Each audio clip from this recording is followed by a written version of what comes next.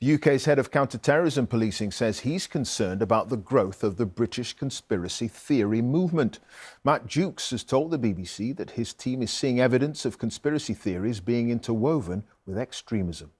Well, our disinformation and social media correspondent Marianna Spring is here with more. Hi there. Thanks, Clive. Those comments about the conspiracy theory movement more generally come as I've been investigating the conspiracy theory media that's a part of. This is the Light paper. Set up during the pandemic, it's still ordered in and handed out by volunteers in dozens of places across the country. Evidence suggests it prints around 100,000 copies a month, and the Light also has a Telegram channel with over 18,000 members. The paper's editor says he isn't in charge of them, but acknowledges they are directly linked to the paper. On there and in the paper itself, the paper has shared disinformation as well as hateful and violent rhetoric towards journalists, medics and MPs. On Telegram, it's also shared content linked to far-right groups in the UK, including Patriotic Alternative and Alpha Men Assemble, which offers military-style training to anti-vaccine activists. The Light is connected with a conspiracy theory paper in Germany called Democratic Resistance that refers to The Light as a partner publication. The Light editor says he speaks to its editor 2 or 3 times a year. Whistleblowers have revealed how that German paper is connected to the Reichsbürger group, who were behind a coup attempt in Germany last December. Here's more. Totnes in Devon was one of the places where the conspiracy theory movement boomed during the pandemic. Now, a motivated minority continue to protest and distribute the Light paper. Access to your money will be owned by and controlled by the state. Former town mayor Ben Piper says he's become a key target for the movement. He fears an article about him in the Light paper exacerbated the harassment he experienced. I've had people drive their car at me, I've been shouted at the street, I've had people confront me in the supermarket and shoving their phones in my face. Sinister telephone calls from strangers who don't identify themselves, of an evening, and stuff like that.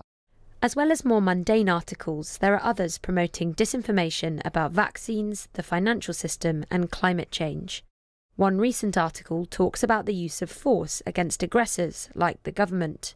In print and on its Telegram channels, there are calls for war crime-style trials for MPs, medics and journalists they see as complicit in plots to harm people with the vaccine.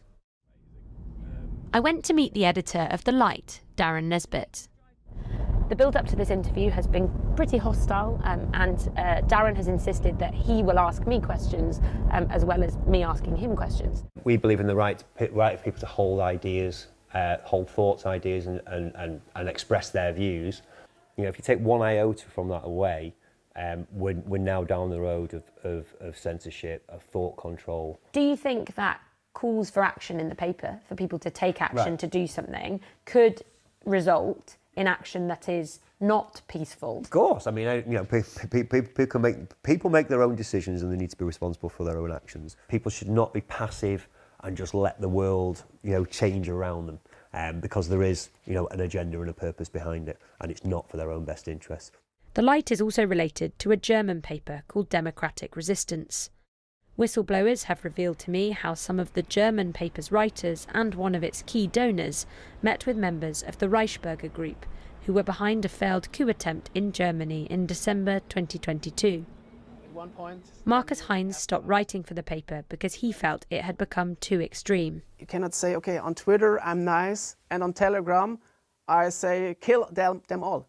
For me, the biggest problem is that the people who write in this newspaper do not say anything about it. I don't understand it.